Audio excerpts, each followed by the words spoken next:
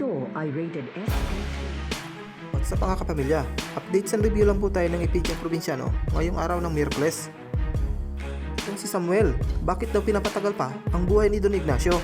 Di ba't napagkasunduan na nila kapag hawak na daw nila si Don Ignacio, papatayin na daw nila kaagad? Pero ngayon, nasa kamay na daw nila si Don Ignacio, hinahayaan pa nila itong mabuhay. Dahil yun daw ang gusto ni Armando, sabi ni Lolita, at yun daw ang masusunod. Pero bakit nga daw? Natatakot ba raw si Armando kay Cardo Dalisay?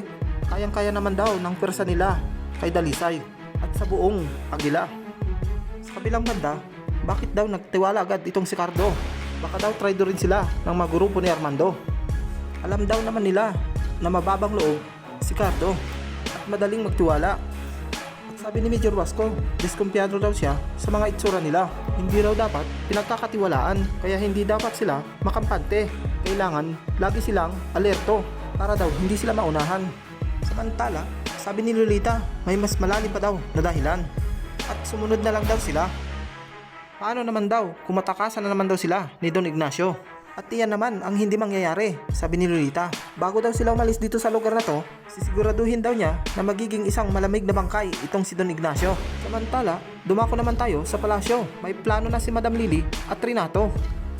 Mahabang panahon din daw ang hinintay nila para lumabas sa lungga itong si Cardo Dalisay. At ito na raw ang tamang pagkakataon para mabura sila dito sa mundo. Malaking oportunidad daw ito, sabi ni Madam Lily, para maging mas popular daw ang presidente sa mata ng publiko at pabor daw ito sa kanila ngayong naghahanda sila sa eleksyon. Kaya dapat daw maging kontrolado ng presidente ang lahat ng sitwasyon. At mangyayari lang daw yun kung magmumukhang maayos ang relasyon ng presidente at first lady sa harap ng krisis. At sabi ni Renato, kailangan daw nandun siya sa tabi ng presidente bilang presidential advisor. Kaya nga, kailangan na daw nilang pumunta sa norte at dala-dala si Mariano. At basta sa pagpapabagsak kay Cardo ay magkakasundo sila. Kailangan daw makisama si Mariano sa kanila dahil sa ngayon daw ay mas lalong ginagamit niya ang utak niyang kamunggo. At sabi ni Madam Lily, may isa pa raw silang problema, si Pangulong Oscar. Paano daw kung nalaman niya na nasa norte si Cardo at susunod daw yun? At sa kabilang banda, dahil nalaman ni Oscar na nasa norte si Cardo, kailangan na daw nilang puntahan. Pero sabi ni Ambo, hindi raw pwede dahil nang hostage daw sila Cardo at mga Agila at nandun daw sila sa Hotel Oriente. At sabi ni Elizabeth, magtago daw sila ulit. Kailangan na daw nilang matras dahil nagkalat na daw sila at may mga barikada pa at baka raw hindi nila kayanin. At sabi ni Elizabeth, kung may masamang mangyari daw kay Mr. President, hindi nila kakayanin. At mas mabuti pa raw na umalis na sila dito sa lugar na to. O di kaya dumiretso na sila sa pagtataguan nila dito sa norte at wag na daw silang makikigulo sa kanila.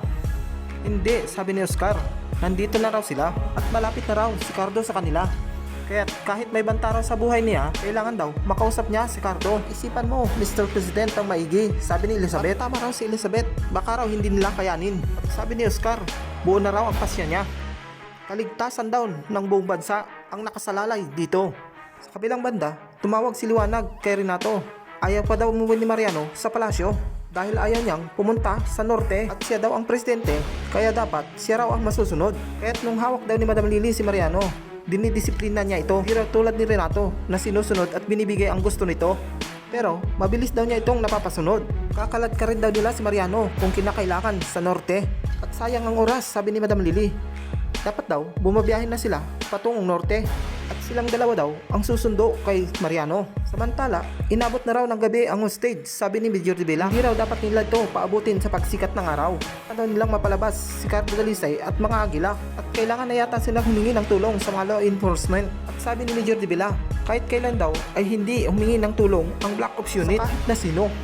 Samantala, nag-usap ang mga Agila, bakit daw nila ginagawa yun sa matanda at sino daw ba yun? At wag na daw nilang pakialaman at hindi naman daw nila kilala. At akala daw nila kanina ay katapusan na nila at mabuti na lang daw ay dumating si Cardo Dalisay. Alam daw naman nila kapag nandyan si Cardo Dalisay ay hindi sila agrabyado.